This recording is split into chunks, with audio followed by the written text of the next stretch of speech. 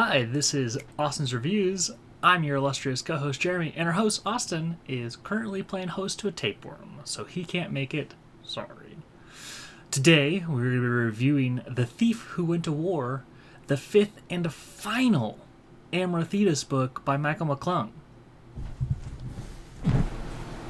Hey, yeah, What? sorry. This is not the final This one? is not going to be the last book. There's going to be a few more. What? So just... Also, who leaves the door open?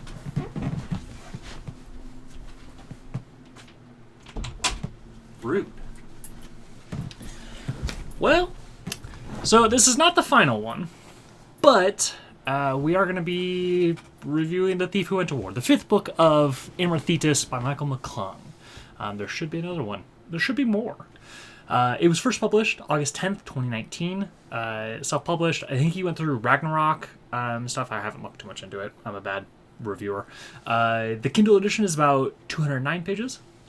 And the summary I have from Goodreads is, after barely surviving the attention of the knife that parts the night, Amra and Holgren are determined to end the threat posed by the remaining sentient, powerful blades of the Eightfold Goddess. They are willing to risk everything to win their secret war.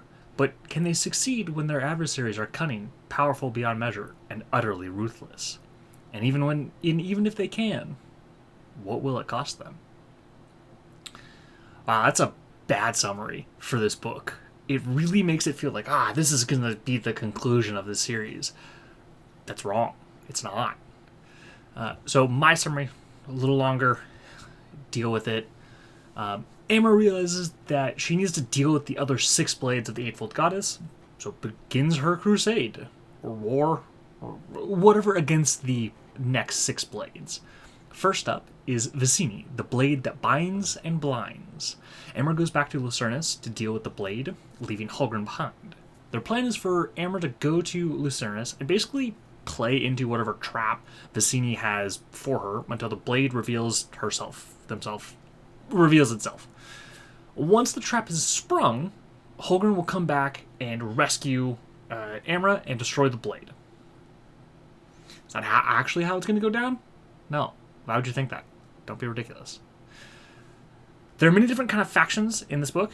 You got the Lord Governor, the Gentlemen, who are basically the King's Taskmen, Gammon, a slighted, mostly dead mage, and Mr. Hope, who represents the underground aspect of Lucernus. They're all looking for one thing: Holgren Agrando. And Grado? I've read this name so much times. I don't speak things. I speak good. Oh, and look, who's the only person who knows where Holgren is? Amra. These factions all find Amra at different points during the book and try to extract Holgren's location from her, even though she actually doesn't know where he is.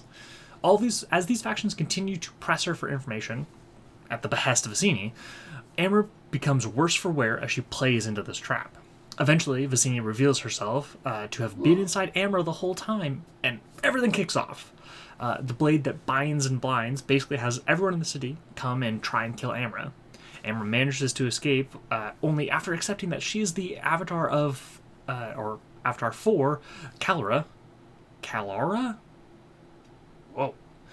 The blade that parts the night from Book 3 and destroys Vicini. Now only 5 remain.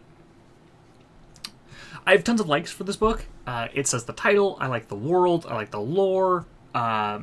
It deals with the main kind of plot of the story again, with the Eightfold Goddess and all of that kind of stuff. Cool. I really like the different kind of factions you have: the Lord Governor, the Gentleman, Gammon, and Mr. Hope. All of these kinds of factions are super unique in how they deal with Amra and her and the interactions that they have with that. I feel like I've said that 4 times. They have the same goal, but different methods of how they do it. Like the Gentlemen tie her up and basically torture her. Gammon uses magic on Amra to basically make her feel like she's burning, or various things to try and elicit this location of Holgren. The Lord Governor, at first, kind of asks nicely, and then that devolves further. My dislikes for this, no map. This is not the last book, even though I thought it was going to be. It is just book 5. So that's annoying. Now I'm in pain as I wait for the next one. Tough. Score for this one, 7. I enjoyed it. It dealt with another Blade, which was good, but I wasn't super in love with the twist that the Blade was in Amra the whole time. He's done other stuff like this before, and it's kind of not hard to read, but hard to see that was actually what was coming. And I think I twists are much better when you can sort of piece it together before it actually happens. And he did allude that something was happening when he refers to her luggage. They refer to it a couple times, but as a reader, you're not able to kind of figure out what that means before it actually happens. I mean, if you could, great. I couldn't, so maybe shame on me. For Austin, this is a 3. It's basically, to him, the main character is just triggering a trap and being weirdly reactive throughout the whole book, and hoping that everything kind of works out. There's nothing that Amra can do. No! Sorry about that. My camera died. Austin, this is a 3 for him. Basically, it's the main character just triggering a trap and being weirdly reactive and hoping that everything kind of works out. Amra can't really do anything here. She just has to wait for the trap to play out, and so that way the Blade can't know that something's going to happen, even though the Blade knows that something's going to happen because it's in Amra the whole time, so it's kind of just messing with her, almost like a cat playing with a mouse. That's why he thinks it's a 3. Deal with it. I don't have any related for this one.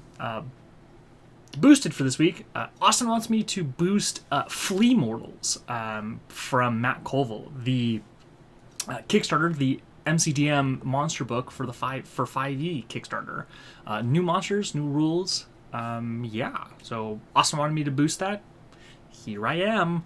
Matt Colville has really great D&D stuff, and this Kickstarter, which ends in 5 days, will add to that. So check it out. That's it for me. I don't think I have anything else today, so thanks. Bye, flappy hand.